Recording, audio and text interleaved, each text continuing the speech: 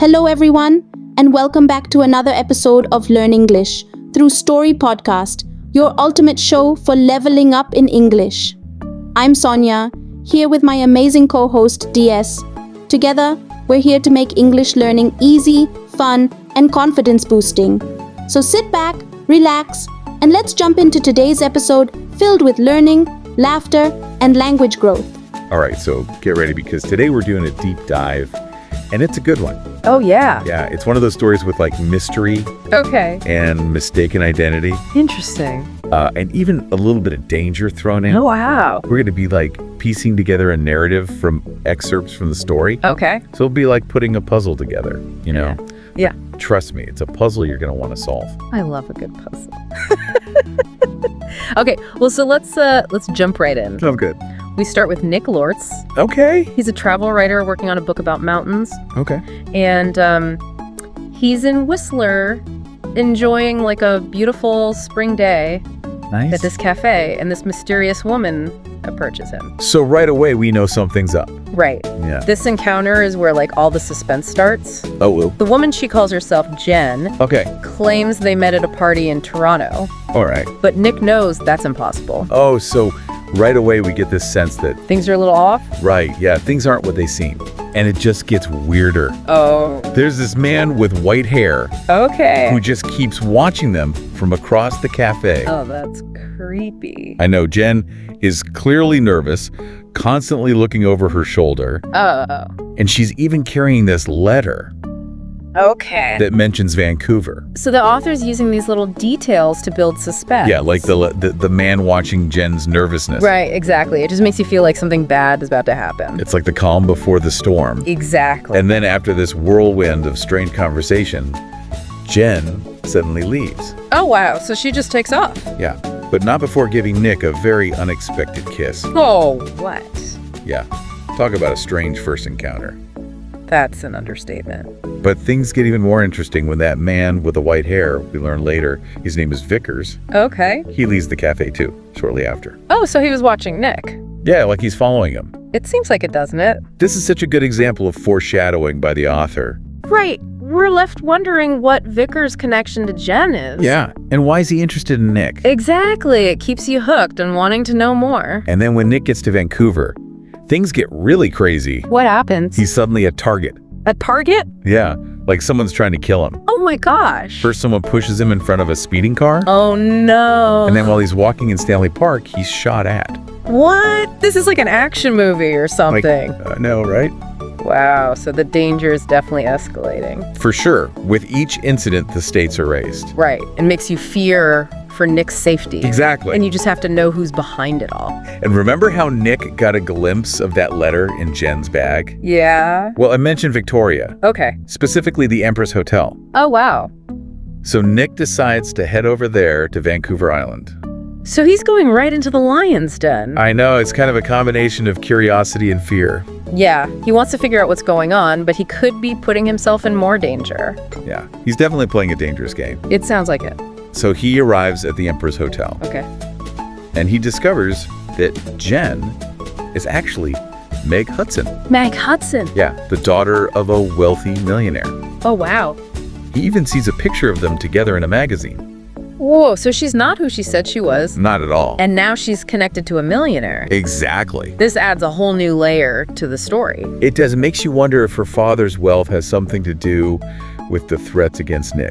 That's a good point. And the suspense keeps building because then Nick sees Meg in the hotel's tea room. Oh, She's sitting with a man she calls Mr. Hollywood. Mr. Hollywood. Yeah, and guess who else is lurking nearby? Oh, don't tell me it's Vickers, the man with the white hair. Oh my gosh, they're all in the same place. I know, it's like all the pieces of the puzzle are coming together in this one room. And we know something's about to happen. Oh yeah, this tea room scene is like a pivotal moment in the story. It sounds like it. The tension is so thick you could cut it with a knife. Yeah, what happens? Well, Vickers confronts Meg and Mr. Hollywood, Oh no.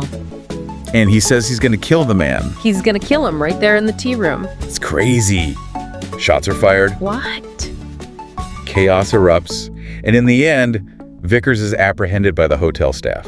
This is intense. I know, right? It's like a total cliffhanger. So we're left wondering why Vickers wanted to kill Mr. Hollywood. Exactly. And how does Nick fit into all of this? That's the big question, isn't it? It sure is. We'll have to delve into that in part 2 of our deep dive. I can't wait. Wow, that tea room scene was something else. I know. Talk about a turning point in the story. I know. We were left with so many questions. So many. And the suspense just keeps building in this next part. Oh, really? Yeah, we find ourselves at the police station with Nick, Okay. trying to piece together like what led up to the shooting at the Empress Hotel. It's like a puzzle. It is. And it's here that we start to uncover the truth about Mr. Hollywood and the reason why Vickers wanted to kill him. Oh, this is getting good. I know, right? Oh. So Meg's father, Howard Hudson, he arrives at the police station. Oh. And that's a key moment in this part of the story. Oh, how so? Well, he tells the police about Vickers' past. Okay. And it turns out that Vickers was trying to get revenge for his own daughter, Anna. His daughter. Yeah, it's really sad, actually. What happened? Well, Mr. Hollywood, whose real name is Carl Windsor, Oh, okay. he had conned Anna and then abandoned her. Oh, no, that's terrible. I know, and she ended up taking her own life. That's so tragic. It is. Yeah. And it makes you realize that Vickers was driven to do what he did out of grief.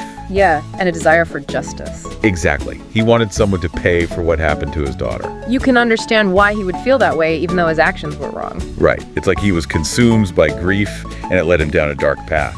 This story really shows the complexities of human emotion. It does. And the irony of the whole situation is that Nick, he gets caught in the crossfire. Oh, right, because he was mistaken for Mr. Hollywood. Exactly. Just because Meg gave him that nickname. I know. It's crazy to think that he was targeted just because he was in the wrong place at the wrong time. It's scary how easily our perceptions can be manipulated like that. It is. And it makes you think about how one little thing can have such a big impact on your life. Absolutely. And the story also makes you think about the consequences of our actions. Right, like Mr. Hollywood's lies. They had a devastating impact, not just on Anna, but on everyone around her. That's like a ripple effect. It is. His actions set off a chain of events that led to so much pain and suffering. It's a good reminder that even small acts of dishonesty can have huge consequences. Definitely. And speaking of consequences, Meg's actions also put Nick in danger. Oh, right. She was the one who gave him the nickname, Mr. Hollywood. Yeah. And she even apologizes to Nick at the police station. Does she explain why she did it? Well, she admits to giving Mr. Hollywood $25,000. $25,000. Yeah, which makes you wonder about her motives. It does, like, was she really unaware of his true nature, or was she part of his scheme? That's the big question, isn't it? Was she a victim or a manipulator? It makes you question everything you thought you knew about her character. It does, and that's what makes this story so compelling. Yeah, it's not just a simple thriller. It's a story about human nature and the choices we make. Exactly. Yeah. And as the story moves towards its end, you see how all the danger and uncertainty has affected Nick. In what way? Well, he becomes really paranoid. Can you blame him? Not really. I mean, he was shot at and pushed in front of a car. That would make anyone paranoid. Right, he's constantly looking over his shoulder, wondering if he's truly safe. And the author uses that paranoia to keep the suspense going. For sure, even though we know the truth about Mr. Hollywood and Vickers, there's still this sense of unease. Like we're waiting for the other shoe to drop. Exactly. And then, in the final scene of this part, Nick is on the ferry back to Vancouver. Okay. And just when he thinks he can finally relax, this pretty girl approaches him. Yeah, and she asks if she can share his table. So is she a threat? We don't know for sure, but there's something about her that makes you feel uneasy. Like what? Well, she has this nice smile. A nice smile. Yeah, but in the context of everything that's happened, it feels kind of sinister. Oh, I see. Like she could be connected to Mr. Hollywood or Vickers. Right, or maybe Nick's just so traumatized that he sees danger everywhere. It's such a good cliffhanger. It makes you want to know what happens next. It does. We're left wondering if Nick has really escaped, or if this is just the beginning of a whole new nightmare. Man, that ending to part 2 left me hanging. I know, right? That scene on the ferry is like a masterclass in suspense. It really is. You don't know if Nick is finally safe or if he's about to walk right back into danger. The author is a pro at playing with our expectations. No kidding. It's amazing how just a small detail, like a nice smile, can feel so creepy in this kind of story. Right. It's all about the atmosphere, the build-up. Exactly. You start questioning everything. Like, is this girl really a threat, or is Nick just being paranoid? Exactly. And that's what makes us want to keep reading. We have to know what happens next. So true. And this idea of paranoia, it's a big part of what makes this story so interesting. Oh, yeah. It's not just about the external threats that Nick faces. Right. It's about this internal struggle he's having with his own fear. He doesn't know who to trust. And that's understandable after everything he's been through. Totally. Yeah. It makes you think about how trauma can affect people long after the event is over. It definitely does. It can make you see danger everywhere, even when it's not really there. And in Nick's case, it's even more complicated because he was a victim of mistaken identity. Right. He was thrown into this whole mess for no reason. It really makes you appreciate how fragile our sense of safety can be. It does. And it makes you wonder, how do you ever rebuild trust after something like that happens? That's a good question. Like, how do you know who's genuine and who's not? Especially when you've been betrayed and hurt like Nick has. Exactly.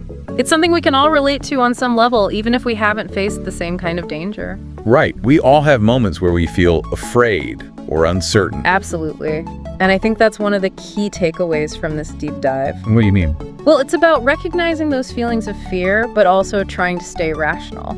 So we don't let our anxieties control us. Right.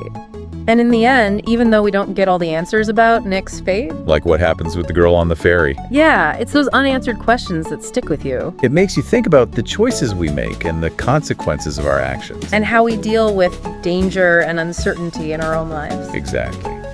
And on that note, I think it's time to wrap up this deep dive. Sounds good. But before we go, I have one final question for our listeners. Okay. If you were Nick, standing on that ferry, would you trust the nice smile of that girl who wants to share your table? Would you take the risk, or would you follow your gut and get as far away from her as possible?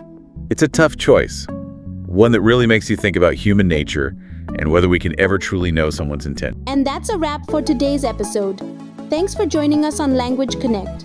Keep practicing, stay confident, and remember, every word takes you closer to fluency. Until next time, keep learning and connecting. Goodbye, everyone.